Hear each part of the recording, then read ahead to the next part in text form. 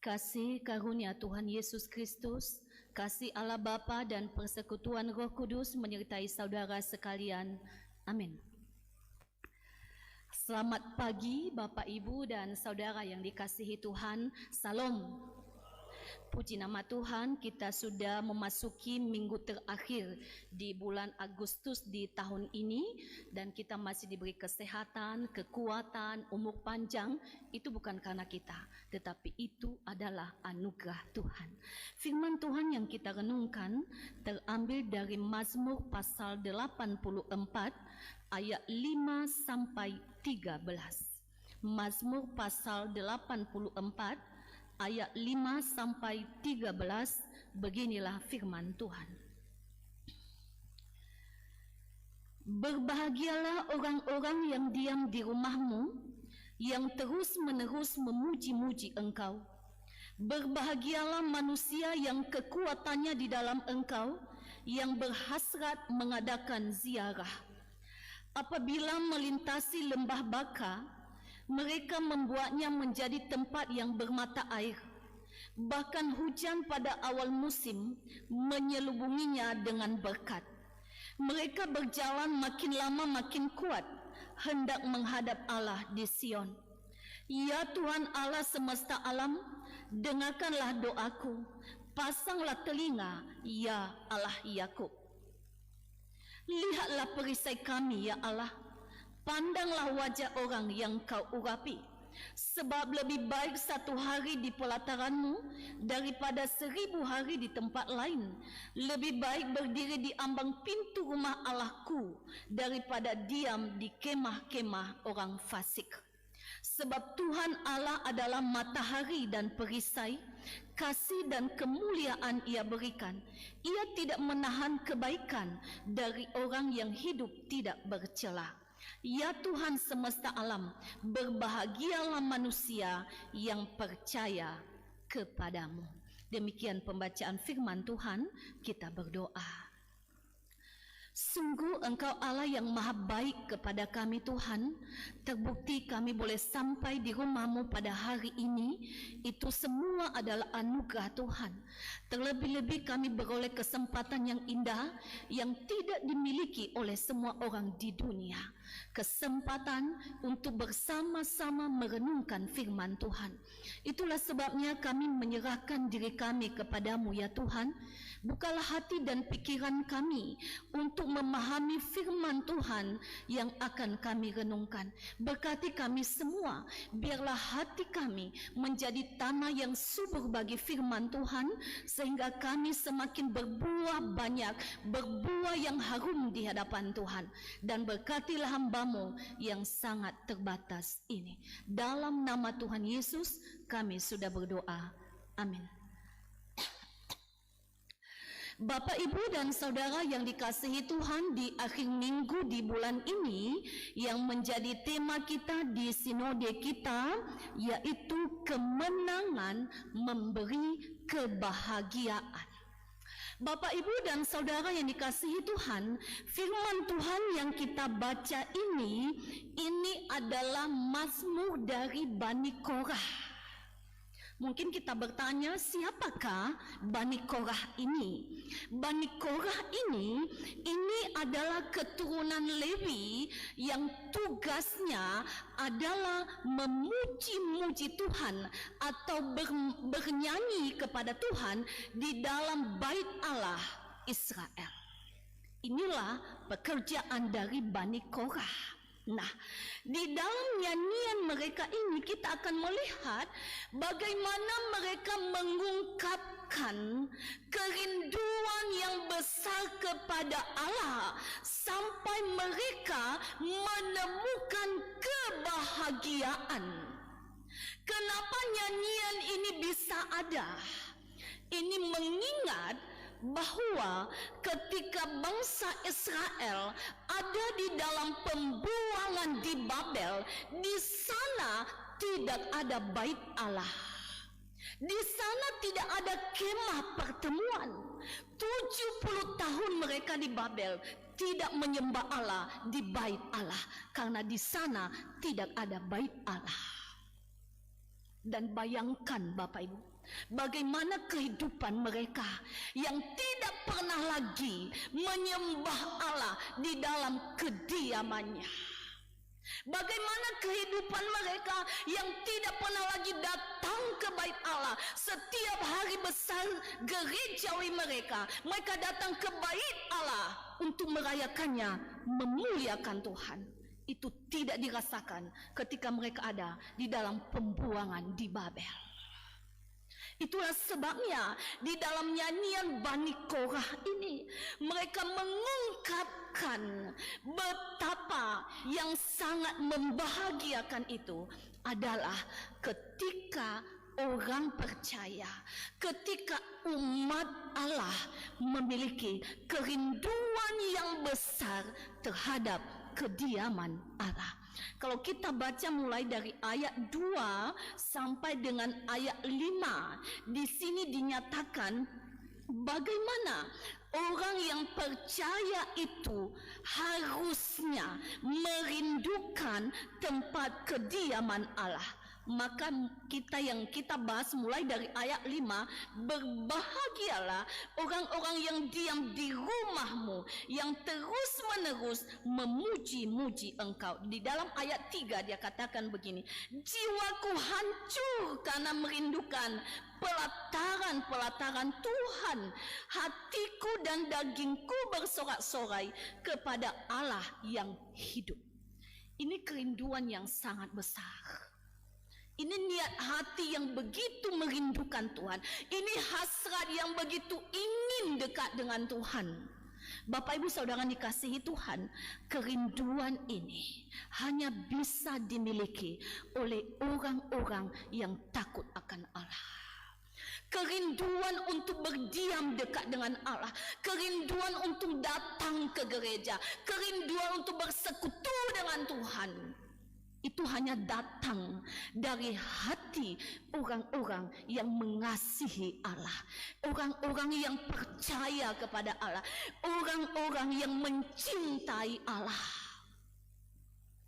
sehingga mereka mencari kediaman Tuhan itu bukan karena motivasi yang lain, tetapi karena mereka mengasihi Allah.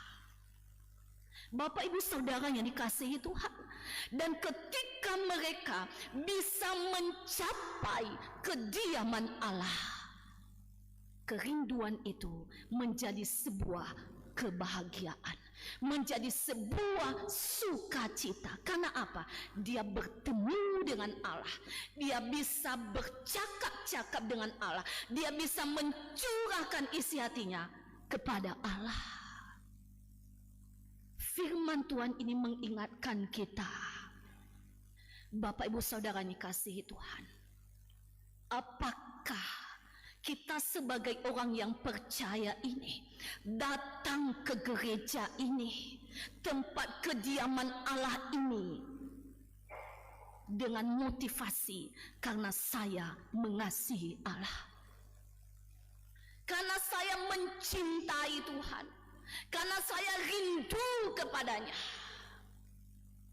Ataukah kita datang hanya sebagai rutinitas setiap minggu saja? Ataukah kita datang hanya untuk menampilkan diri saja? Ataukah kita datang dengan motivasi bisa bertemu dengan teman? Kalau yang masih jomblo, ya, mana tahu di gereja itu bertemu dengan seseorang. Atau ada motivasi-motivasi lain, bukan karena rindu kepada Allah, tapi ada di balik itu. Di dalam nyanyian Bani Korah ini, dia ingatkan kita bahwa sesungguhnya orang yang percaya itu datang kepada Tuhan karena dia merindukan Allah, karena dia mengasihi Allah dan ingin sekali bertemu dengan Allah. Dan ketika dia bertemu dengan Allah, apa yang dia dapatkan? Dia berbahagia, dia bersukacita, dia bersyukur kepada Tuhan. Apakah ini juga yang kita alami, Bapak Ibu? Dan di sini dia ungkapkan bahwa kebahagiaan yang sejati itu diperoleh ketika kita berada dekat dengan Tuhan. Kebahagiaan sejati itu diperoleh ketika kita ada di dalam hadirat Tuhan, di dalam kediaman Tuhan. Ini Bani Korah mengungkapkan ini. Dia tidak menemukan kebahagiaan di dalam kemewahannya. Dia tidak menemukan kebahagiaan di dalam ketenarannya. Dia tidak menemukan kebahagiaan di dalam kelimpahan yang dimilikinya. Tetapi dia menemukan kebahagiaan ketika dia berada di kediaman Allahnya. Kadang kita melihat di dunia ini, orang mengukur kebahagiaan itu dengan kekayaan, dengan ketenaran, dengan kemewahan, atau ukuran-ukuran dunia. Tetapi itu kebahagiaan sesaat. Karena apa? Karena itu bisa hilang dan tidak kekal. Buktinya Bapak Ibu, kita bisa lihat banyak orang, kadang kita dengar di berita, dia punya segalanya. Dia punya uang yang banyak, dia punya kemewahan, dia punya ketenaran. Tetapi akhir hidupnya overdosis. Kenapa? Bahkan tidak sedikit orang yang bunuh diri, orang yang memiliki segalanya, dia menjatuhkan dirinya dari apartemennya, lalu mati. Padahal dia punya segalanya. Kenapa? Ternyata dia belum menemukan kebahagiaan sejati di dalam semua yang dimilikinya. Karena sesungguhnya kebahagiaan sejati itu ada ketika kita ada di kediaman Allah kita. Ketika kita berada di dalam hadirat Allah kita, ketika kita bersekutu dengan Allah kita, ketika kita bercakap-cakap dengan Allah kita, disitulah terdapat kebahagiaan yang sejati. Dan kebahagiaan ini tidak akan hilang Bapak Ibu, tapi kebahagiaan itu kekal sampai kita masuk di dalam surga. Maka kita diingatkan, apakah kita bisa atau sudah menemukan kebahagiaan ini? Ataukah kadang-kala kita mengabaikannya Bapak Ibu? Sehingga kadang-kala kita ke gereja itu suka kita gitu loh. Minggu ini datang, minggu depan gak datang. Bulan ini penuh, bulan depan gak datang. Kadang alasan, minggu ini masih ada minggu depan lagi.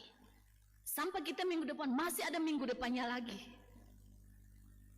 Bapak Saudara dikasihi Tuhan, di manakah letak kita menemukan kebahagiaan kita?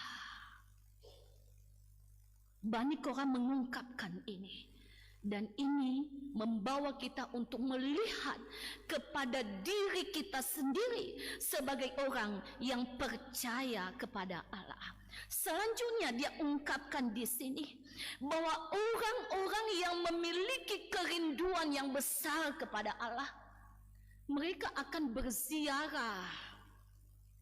Kalau bangsa Israel, dia berada dari mana saja untuk mencapai bait Allah di Yerusalem, itu namanya berziarah. Ada yang menempuh padang gurun, ada yang menempuh jalan-jalan yang tentu jalannya tidak seperti sekarang. Ya, tetapi mereka melihat bahwa ketika mereka merindukan Allah dan mereka mencarinya, maka mereka mengalami pemeliharaan Allah. Kita lihat di dalam ayat 6, Dan 8, berbahagialah manusia yang kekuatannya di dalam engkau, yang berhasrat mengadakan ziarah. Mereka berjalan makin lama makin kuat, hendak menghadap Allah di Sion. Mereka merindukan Allah. Kerinduan itu membawa mereka untuk datang ke bait Allah. Pusat perayaan besar gerejawi dahulunya di Israel adalah bait Allah di Yerusalem. Maka dari berbagai tempat mereka akan berjalan menuju Yerusalem. Itu namanya berziarah di dalam ayat 6. Kemudian ayat 8, hendak menghadap Allah di Sion. Jadi kerinduan itu membawa mereka bertindak, Bapak Ibu. Ya, bertindak mencarinya, datang ke bait Allah. Dan dia katakan di sini, tentu dalam peziarahan itu ada kelelahan, ada keringat yang mengucur, ada kerikil yang harus diinjak, ada lembah, ada bukit, ada jurang, ada tantangan.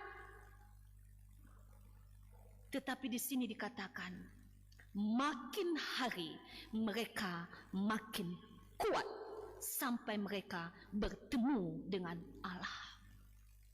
Ini bicara tentang apa? Ini bicara tentang pemeliharaan Allah terhadap orang-orang yang merindukan Dia, terhadap orang-orang yang mencari Dia. Allah menguatkan mereka ketika mereka mengalami kelemahan. Allah menguatkan mereka ketika mereka mengalami keterpurukan. Allah menolong mereka ketika mereka lelah. Allah menguatkan mereka ketika mereka merasa tidak berdaya. Karena Allah tahu hati mereka. Karena Allah tahu kerinduan mereka. Karena Allah tahu kasih mereka. Karena itu Bapak Ibu, kalau kita datang kepada Tuhan, kalau kita mau mencari Tuhan, kalau kita mau bertemu dengan Tuhan, jangan pernah takut akan tantangan, jangan pernah takut akan kesengsaraan, jangan pernah takut dengan segala olok-olokan, ejekan atau apapun. Karena Tuhan akan menguatkan kita sampai bertemu dengannya. Umpamakanlah kita ini sedang berziarah di dalam dunia. Peziarahan kita ini untuk menuju surga. Apakah hidup di dalam dunia ini enak? Pasti ada enaknya dan ada tidak enaknya. Tidak enaknya itu membuat kita lemah, membuat kita rapuh, membuat kita kecewa, membuat kita takut. Tapi firman Tuhan ini katakan, di dalam keadaan semuanya itu, karena tujuan kita mencapai Tuhan, jangan mundur, jangan tinggalkan Tuhan. Karena dialah yang memelihara kita, dialah yang menguatkan kita, dialah yang memampukan kita mencapai tempat di mana dia berada. Amin. Demikian juga di dalam ayat 7 dia katakan begini, apabila melintasi lembah Baka, mereka membuatnya menjadi tempat yang bermata air. Bahkan hujan pada awal musim menyelubunginya dengan berkat. Yang dimaksud dengan lembah Baka di sini, ini berbicara tentang lembah kehausan, lembah kesengsaraan, atau lembah air mata. Ketika peziarah dari berbagai daerah melewati padang gurun, mereka bisa bertemu dengan lembah ini. Untuk sampai di bait Allah di Sion. Tapi dia katakan di sini, tempat-tempat itu akan menjadi tempat yang bermata air. Ini luar biasa Bapak Ibu. Yang tadinya tidak ada air, ketika orang percaya menempuhnya, itu menjadi mata air. Demikian juga hujan pada awal musim menyelubunginya dengan berkat. Tadinya gersang, tidak ada kehidupan, tidak ada air. Tapi dia katakan di sini, Allah menyelubunginya dengan berkat hujan awal. Ini pemeliharaan Allah bagi orang-orang yang merindukannya, bagi orang-orang yang mencari Dia. Mereka tidak akan kecewa sekalipun mereka melewati lembah kesengsaraan, lembah air mata, lembah kehausan, tetapi itu akan diubahkan Tuhan menjadi mata air sukacita, mata air berkat, mata air pengharapan. Siapa yang bisa menemukannya? Orang-orang yang merindukan Allah tadi. Dan disinilah kebahagiaannya Bapak Ibu. Ketika melewati lembah kesengsaraan, kesedihan yang ada, lembah air mata terus. Tapi ketika kita bertemu Tuhan, air mata dihapus, dijadikan mata air sukacita. Inilah kebahagiaan itu. Dan bagaimana kita bisa menemukannya? Hanya ketika kita merindukan Allah, datang ke kediaman Allah. Karena itu Bapak Ibu Saudara yang dikasihi Tuhan, sekalipun dalam hidup ini kita menemukan lembah baka ini, pasti dalam hidup kita ada yang namanya lembah baka. Ketika pergumulan tidak pernah ada habisnya, ketika kita mengalami kegagalan, ketika kita jatuh di dalam dosa dan ingin bangkit kembali, ketika kita ingin lepas dari dosa-dosa yang mengikat kita, siapa yang bisa lepaskan kita dari lembah baka ini? Tuhan. Tuhan, asalkan kita mau datang kepadanya, asalkan kita rindu untuk datang kepadanya, kita rindu melepaskan diri kita dari dosa apapun. Dia lepaskan kita sehingga dosa itu dilepaskan, digantikan dengan sukacita, digantikan dengan damai sejahtera. Masalahnya sekarang, mau tidak kita mencarinya, mau tidak kita datang kepada Allah. Bapak Ibu Saudara dikasihi Tuhan, ini menjadi perenungan kita. Kemudian yang terakhir kita lihat di dalam ayat 9 sampai 11. Ya Tuhan Allah semesta alam, dengarkanlah doaku, pasanglah telinga ya Allah Yakub, lihatlah perisai kami ya Allah, pandanglah wajah orang yang kau urapi, sebab lebih baik satu hari di pelataranmu daripada 1000 hari di tempat lain, lebih baik berdiri di ambang pintu rumah Allahku daripada diam di kemah-kemah orang fasik. Sebab Tuhan Allah adalah matahari dan perisai, kasih dan kemuliaan Ia berikan, Ia tidak menahan kebaikan dari orang yang hidup tidak bercela. Ya Tuhan semesta alam, berbahagialah manusia yang percaya kepadamu. Yang kedua, yang terakhir, Bani Korah mengungkapkan bahwa mereka bisa menemukan kebahagiaan ketika mereka berdoa kepada Tuhan. Ketika mereka berseru kepada Tuhan, dengarlah doaku ya Tuhan, pasanglah telingamu pada suaraku ya Tuhan. Disitulah mereka menemukan kebahagiaan. Ini mengajak kita apa Bapak Ibu? Mengajak kita untuk terus berdoa. Ketika hidup kita dikelilingi dengan masalah yang berat, di mana kita bisa menemukan kebahagiaan di tengah-tengah masalah itu? Ketika kita berlutut di hadapan Tuhan, berdoa di hadapan Tuhan. Ketika kita menganggap tidak ada jalan, semua jalan tertutup, tetapi ada secercah harapan ketika kita berdoa. Disinilah orang percaya menemukan kebahagiaannya. Ketika dia berseru kepada Tuhan, ketika dia berdoa kepada Tuhan, ketika dia meminta belas kasihan Tuhan. Karena itu Bapak Ibu Saudara dikasihi Tuhan, teruslah berdoa. Adakah kita semua di tempat ini tadi ketika bangun sudah berdoa? Atau ada yang lupa berdoa? Ada yang lupa bersyukur? Satu malam kita tidak apa-apa, ditolong Tuhan. Kita ingatkah itu pemeliharaan Tuhan? Kadang kita hanya bisa ingat Tuhan ketika kita sukses, ketika kita mencapai sesuatu. Bapak Ibu Saudara dikasihi Tuhan, tapi ketika kita di dalam kerapuhan, yang banyak adalah keluh kesah, yang banyak adalah persungutan.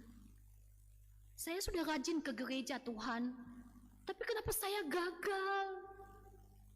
Saya sudah rajin melayani Tuhan, tapi kenapa saya sakit?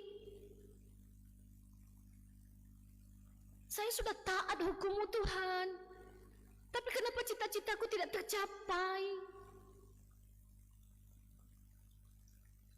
Bapak Ibu Saudara dikasihi Tuhan, adakah kita selalu berdoa bukan hanya pada saat berhasil, bukan hanya pada saat bahagia, tetapi di dalam keadaan susah, justru di situ kita berdoa kepada Tuhan. Jangan mengeluh ketika kita susah. Jangan bersungut-sungut ketika kita susah.